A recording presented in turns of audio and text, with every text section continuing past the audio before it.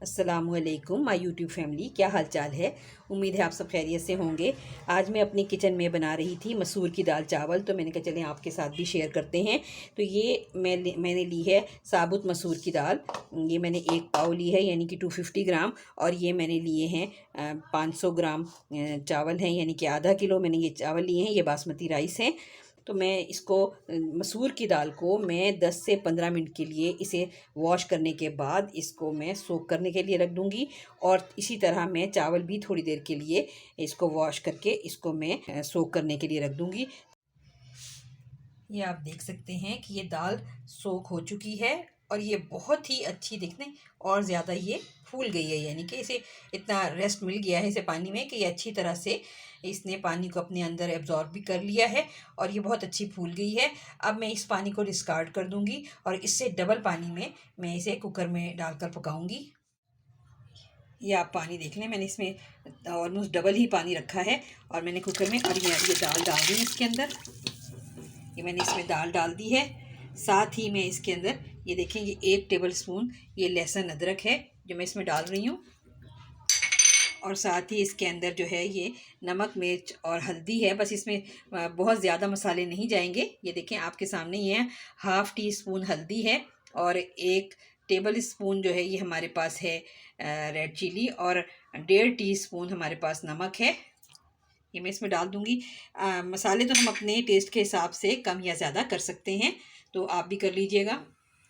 अब ये दाल जैसे ही बॉयल होना शुरू होगी, 1-2 उबाल आने के बाद मैं इसको कुकर का ढकना लगा के इसको मैं 10 से 15 मिनट के बाद विसल आने के बाद 10 से 15 मिनट में इसे पकाऊंगी। जब 2 से 3 दफ़ा उबाल आ गया तो फिर उसके बाद मैंने ये कुकर का ढकना लगाया है। अच्छा याद रहे, ये नए देखने वालों के लिए मैं ज़रूर बताना चाहूँगी कि दाल किसी भी किस्म की पकानी हो और अगर कुकर में पकानी हो तो पहले तो उसमें 1-2 उबाल पहले ढकना यानी खुला हो जब भी आ जाएं, तो फिर उसके बाद आप उसका कुकर का ढकना बंद करें और उसको हम मीडियम फ्लेम पे हमने बनाना है। हाई फ्लेम पे कभी भी दाल नहीं बनाएं, वरना मतलब कुकर के फट जाने का डर होता है ना। 15 मिनट हो चुके हैं। 15 मिनट के बाद मैंने ये कुकर खोल के देखा है। माशाल्लाह ये देखें कितनी अच्छी ये दाल बन रही है और काफ़ी पानी इसका खुश्क हो चुका है। ये देखें अभी काफ़ी दाल अभी पक चुकी है और बहुत अच्छी गल चुकी है दाल ये। और दाना भी इसका देखें नरम हो गया है, लेकिन अभी ये ख़त्म नहीं हुआ, थोड़ा सा भी इसको हम और पकाएंगे।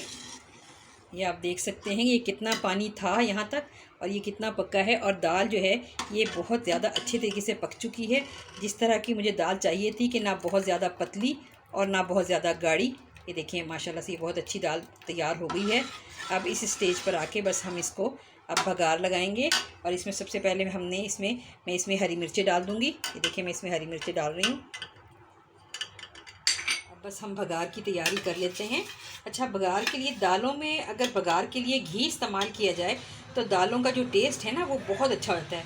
और मैं यहाँ पर देसी घी इस्तेमाल कर रही हूँ ताकि ज़रा बहुत ही अच्छा टेस्ट आए इसका। ये बस जो ये सारा ये बस मैंने आपके सामने ये 2 से 3 टेबल स्पून के करीब ये मैंने इसमें देसी घी डाला है और लो मीडियम फ्लेम पे मैं इसे गर्म कर रही हूँ ताकि ये गरम भी हो जाए और ये साइडों में छींटे ना उड़े।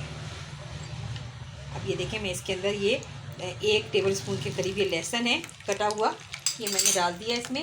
मैं इसका ही बघार लगाती हूँ। माशाल्लाह से देखें लहसुन तो क्योंकि हमने पहले भी उसमें डाल दिया है पकाते हुए, लेकिन जो ये बघार लगता है इसका टेस्ट ही कुछ और आता है।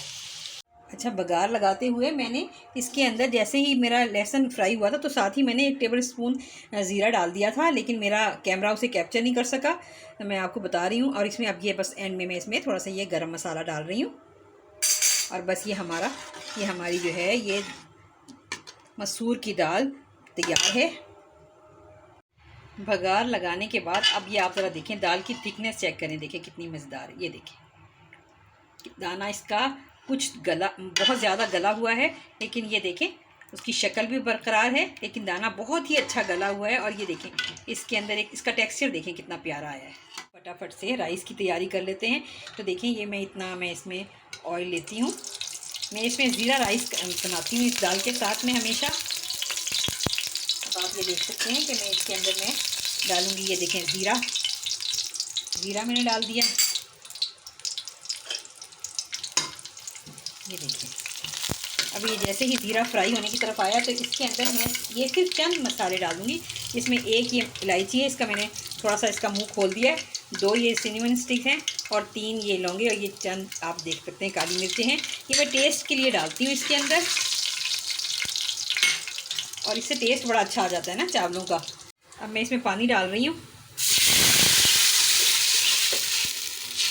मैंने इसमें जितने चावल थे उसका डबल मैंने पानी डाल दिया है, और अब हम इसके बॉयल होने का इंतज़ार करते हैं। पानी में बॉयल आ चुका है। अब इसके अंदर हम शामिल करेंगे नमक। नमक जो है ये हम अपने टेस्ट के हिसाब से कर सकते हैं शामिल। इस स्टेज पे हम नमक चख भी सकते हैं, थोड़ा सा कम ही है, और डाल रही हूँ मैं इसके अंदर नमक। चलें अब बस इसमें हम राइस शामिल करने लगे हैं। मैं इसमें राइस शामिल कर रही हूँ।